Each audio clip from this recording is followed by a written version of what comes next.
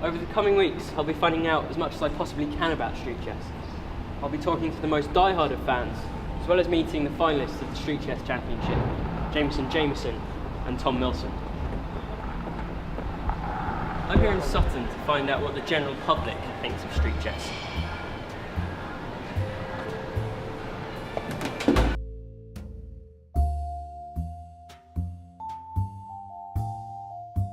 Never heard of it before.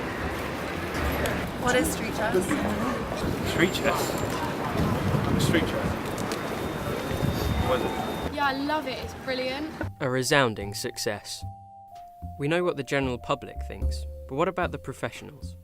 We're about to meet Pedro Gonzalez, personal assistant to Amateur of the Year Tom Milsom.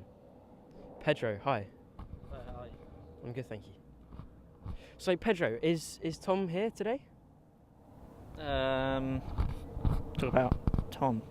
Well, you see, like, some say that Tom couldn't actually make it today due to arthritis reasons.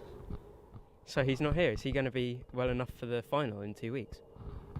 I'm not actually allowed to tell you that information, but no, I'm just not allowed to tell you that information. Do you think that you've been working him too hard in preparation for his big match against Jameson?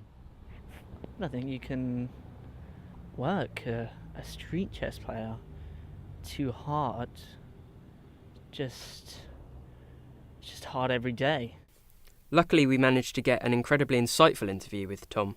I'm here at Epsom Street Chess Centre, where Amateur of the Year Tom Milsom is currently training for his final in 4 days against Jameson. However, due to his extreme style of play, this is unfortunately the closest that we can get without risking our lives. It gets to one's nerves quite quickly. Of course, I won't actually be nervous or excited until the actual day of the match. I tend to be quite calm and quite collected, and then something about starting the match and getting into the atmosphere really brings out something animalistic in me. On the advice of our producer, we are actually going to try and get up close with him. This could be dangerous, so let's just see how it goes. Tom, I was wondering if I could ask you a few questions.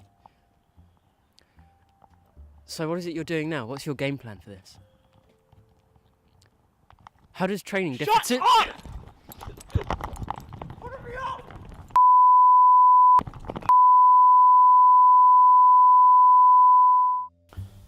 Well, it was in 1998. I ran away from home when I was 7. My father used to beat me, and I ran away and started living in a squat in Hackney with an art collective, and it was there that I met Big Bubba, who was the man who first introduced me to street chess. He was a good man. He sadly died of arthritis 9 days after I first met him, but I've made it my life's work to try and keep street chess going and turn it into the sport that it deserves to be. I don't know if there's anything really quite like street chess. I mean, I tried rugby, I tried scuba diving, I tried rock climbing, I tried lunar exploration. None of them really came anywhere near to the excitement of street chess, you know? I guess the most obvious comparison to draw would be to indoor kayaking, but apart from that I can't really think of anything that it's actually like. We've heard from the newcomer. Now let's hear from a champion. Jameson has won the street chess final 5 times in a row. I think it's that air of unpredictability that makes it exciting. You know, it's like queen to e2, line table, bam! Yeah, it's incredible. So the whole thing is quite literally my life, you know. In fact, you could go as far as saying, I am street chess. But sort of the thrill I get when I hear my music playing, you know, when the crowd makes that noise, when I do the single vault credenza, everything about it's just incredible. Over the past few weeks, I found out everything I needed to know about street chess. This is a sport that can change people's lives. Not just of the players though, but also of the fans. I went into this thinking that this was going to be the most dull, most arbitrary thing in the world, and I'm pleased to say that I have been proven wrong. Street chess isn't just a game, it's a way of life.